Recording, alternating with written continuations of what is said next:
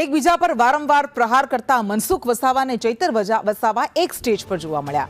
નર્મદામાં નવા તાલુકાના ઉદ્ઘાટન પ્રસંગે તેઓ એક સ્ટેજ પર ઉપસ્થિત હતા।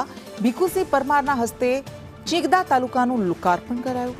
ચૈતર વસાવા લાફાકાંડ કેસમાં 80 દિવસમાં જેલમાં હતા। વધુ વિગત સાથે સંવાદદાતા નરેન્દ્ર પેપરવાલા આપણી સાથે જોડાયા છે।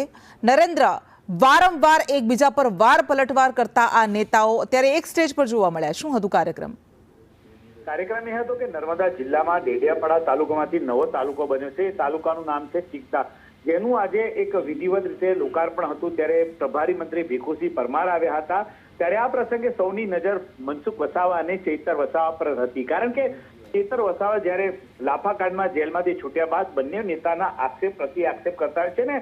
ચૈતર વસાવા જેલમાં છૂટ્યા બાદ પહેલી મિટિંગ હતી જિલ્લા આદિવાસી વિસ્તારના જે વિકાસના કામો માટેની। એ મિટિંગની અંદર જે ચૈતર વસાવા હાજર હતા, પરંતુ મનસુખભાઈ વસાવા ન હાજર હતા। મનસુખભાઈ વસાવાએ આ બાબતે જિલ્લા કલેક્ટર અને એમને ખખડાવ્યા પણ હતા અને કલેક્ટર વિરુદ્ધમાં તેમને રજૂઆત પણ કરી હતી। ત્યારે સમગ્ર મામલે બંને નેતાઓ આમને સામને જોવા મળતા હોય છે અને બંનેના નિવેદનો જે હોય છે વિરોધાભાસ હોય છે એકબીજાના પ્રત્યે।